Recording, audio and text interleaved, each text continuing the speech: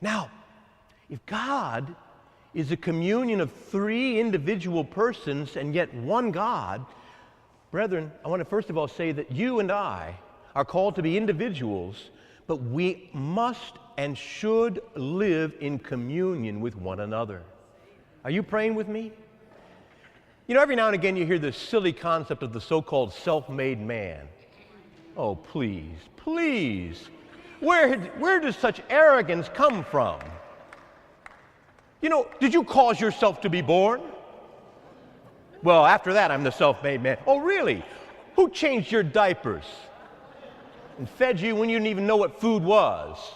And who paid all your bills for all those years you lived at home? And who taught you to read and write? And who paved the roads that you drove on this morning? And who built this building or any of the other buildings you've been in? You just walk around like you did all that by yourself?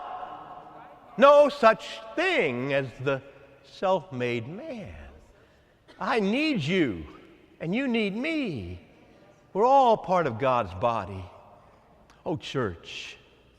You see, we are individuals. I am not you, and you are not me. But I cannot exist or survive without you. I am made to be in communion with you, and you with me. Are you praying with me?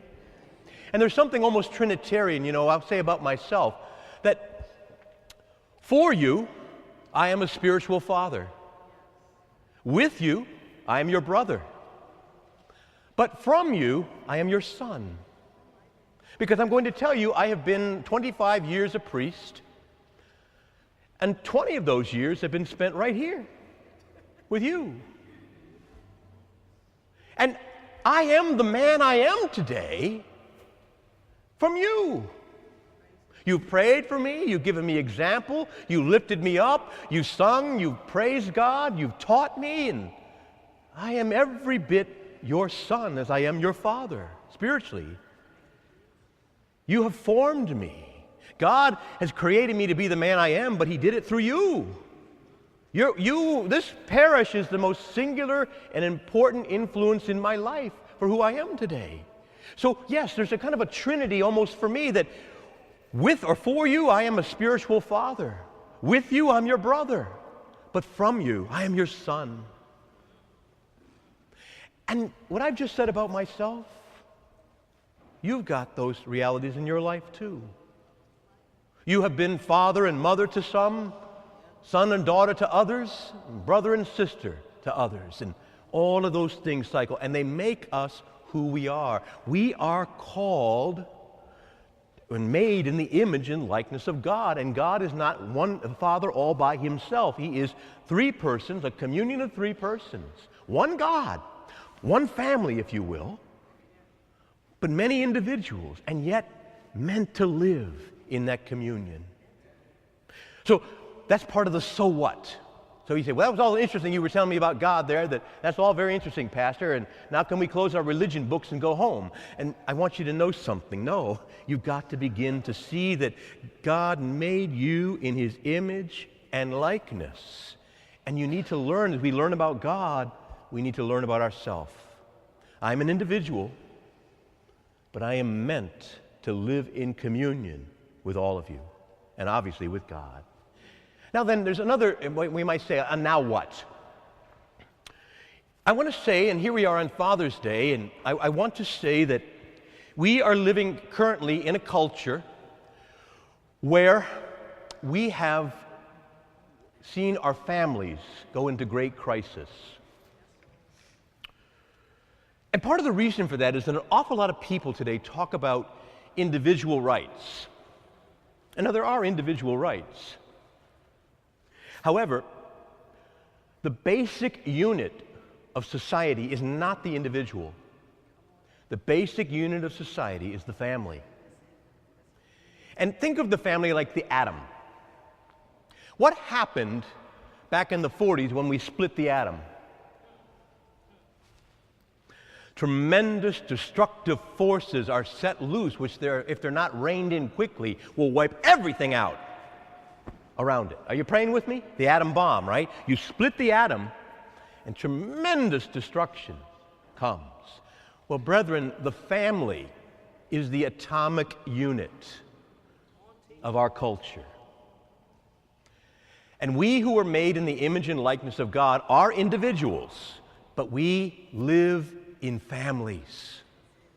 And if our families are not strong, and our families are being split, tremendous destruction begins to set loose in our culture. Are you praying with me? So here today on the Feast of the Holy Trinity, I want to say that one of the most urgent needs for all of us is to first of all pray for our families and pray for family life, but secondly to work for unity in our families.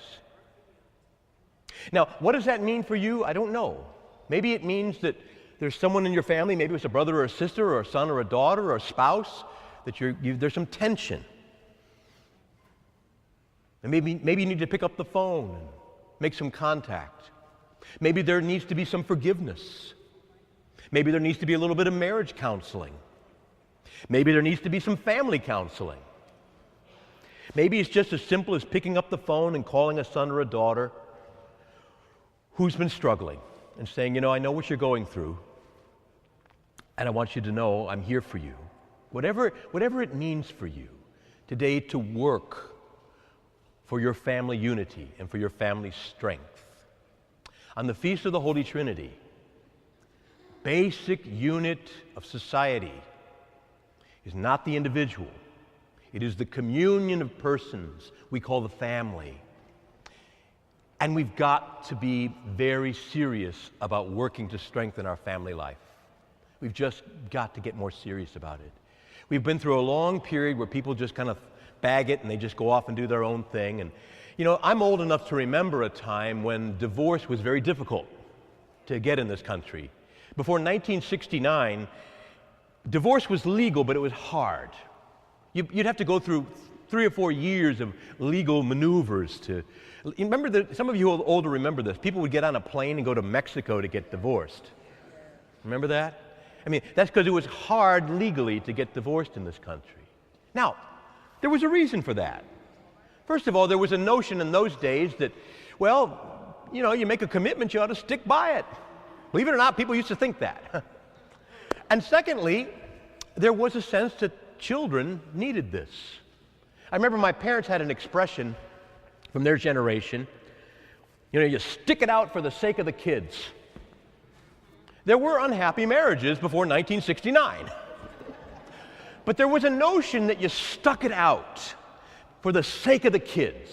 Because children, they need that. They need to be able to trust their parents, to work out their differences, and they need to know they can go to their parents, and they need a father and a mother present. There was just that sense. And so there were all kinds of legal barriers to getting divorced easily. And that's just the way it was until 1969. And in that year, the first no-fault divorce laws began to pass, and Governor Ronald Reagan in California signed the first bill. And just kind of like the gay marriage thing is now, the states just started falling one domino after the other, railroaded through this country, so that within 10 years, you could get a divorce within less than a month. And as you might expect, divorces skyrocketed. And of course, who suffered? Well, the children. Now, brethren, I know that life is complicated. And I'm not here to say if you've been divorced that you're a bad person. I know that many of you have complicated stories. You may have tried to save your marriage, but you weren't able to. I'm not here to make any individual judgments. But when we look at the kind of divorce rate and also the kind of single motherhood, absent fatherhood rate in our culture, we're in trouble. When I was born in 1961, 80% of black children were raised in a two-parent family. Now 20%. And by the way, the other racial groups are catching up. It's an American problem. Brethren, that isn't good for us. It's not healthy. We're made in the image and likeness of God, and He calls us to live in communion. And the fundamental communion that comes from God Himself is that a man leaves his father and mother and clings to his wife, and that they bear fruit in their children. That is fundamental unit of society. And without it, we won't be strong. And if you look at the history of cultures and civilizations that have gone away, you see that all of them began to have their death sentence when their families began. The same happened to the Roman Empire, a number of different Chinese dynasties, all sorts of, if you just study anthropology, you'll start to see that cultures do not survive when the family goes into disarray. So we can still turn it around, but we've got to really work at it, and we got to pray. Are you praying with me? So on the Feast of the Holy Trinity, I want to say to you, please, please, be serious about it. And I know you may have some struggles right now in your family or your marriage, but listen, every family, I said every family, and every marriage has some tension. One of the problems I think sometimes is we bring unrealistic expectations to life. We expect that life should always be peachy. We get all upset when things aren't comfortable and peachy. And we live in a consumer society that kind of says you deserve to be happy about everything. That's just not life, brethren. That is not life. Life is hard. And life has its struggles. But those are the things that help to make us strong. And so if there is tension in your family, maybe there's a reason that God's permitting it to make you stronger. I'm not trying to say, isn't that wonderful? I didn't say that. But here's the deal. Too many people want marriage and family to be ideal. If there's any ordeal, they want to look for a new deal. And that is not the way life works. Happiness is ultimately an inside job. In the world, we're going to have tribulation, but we've just got to come to the Lord and ask Him to show us the way. And I'm just going to tell you right now, I really know that what we've got to work on as people who are made in the image and likeness of God is to really work at rebuilding family life. And even if you've struggled, talk to your children and grandchildren about it. Don't feel like, well, I can't say anything because I didn't pull it off. Stop that. Just work it. Will you pray with me on that? Work it. Now, a final thing, and we're going to get ready for the Father's Day blessing right now. But I want to say this, that critical to this family problem is a crisis of fatherhood. It's critical. Too many children are not being raised with their father present. And that has a lot of effects. Now listen, I want to say that God's will is that every child should have a father and a mother.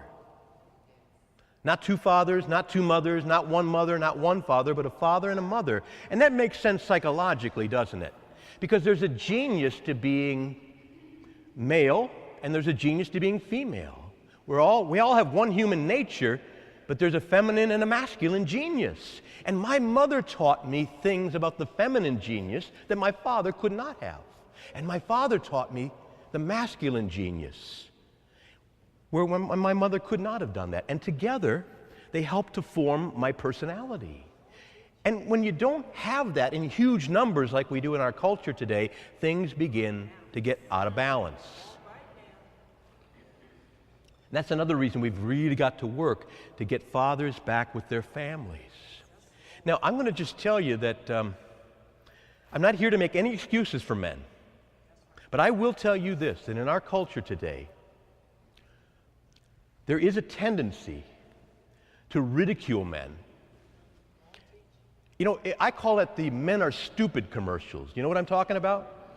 You turn on the TV. Don't turn on the TV. But if you do, you're almost always going to find a commercial that goes something like this. There is a product, and the man's scratching his head, and he can't figure anything out. And the very wise woman comes along. Oh, dear, that's not how you do that. Really?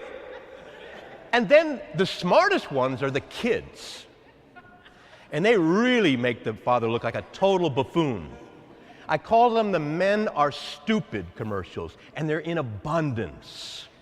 And it's the same with the sitcoms and those sorts of things that are on TV.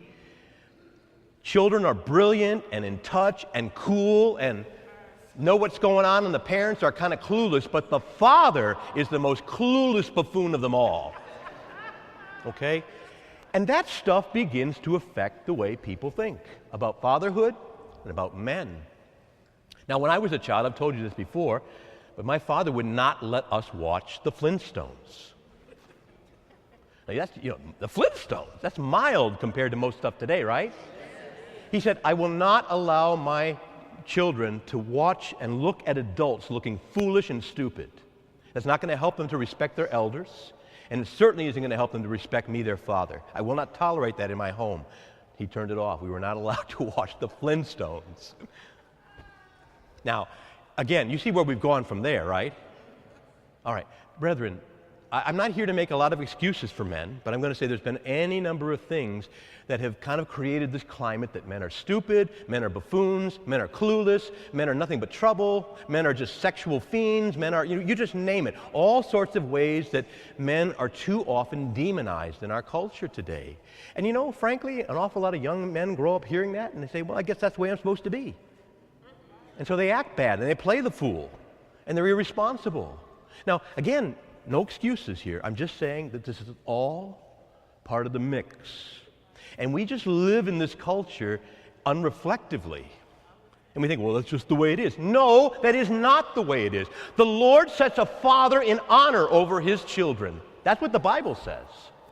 Now, that means that a man ought to act honorably, yes. But we have no business making fatherhood and men seem buffoons. That is not the mind of God.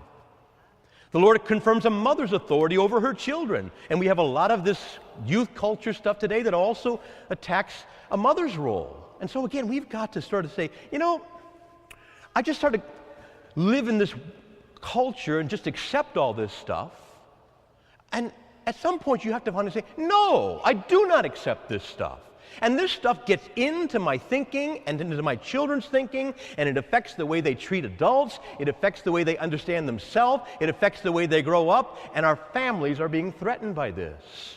So, on this Feast of the Holy Trinity, I would simply say to you that family life is in crisis, and that we ought to really allow the remembrance that we are made in the image and likeness of God to have impact today.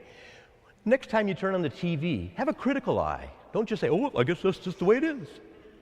And, occasionally I write to some of these companies. There was this Fidelity investment. They've just made men total idiots. A whole series. I wrote the president of that company. I wrote him a letter and said, I am really offended. I will never use your products because of the way you portray men, and fathers especially.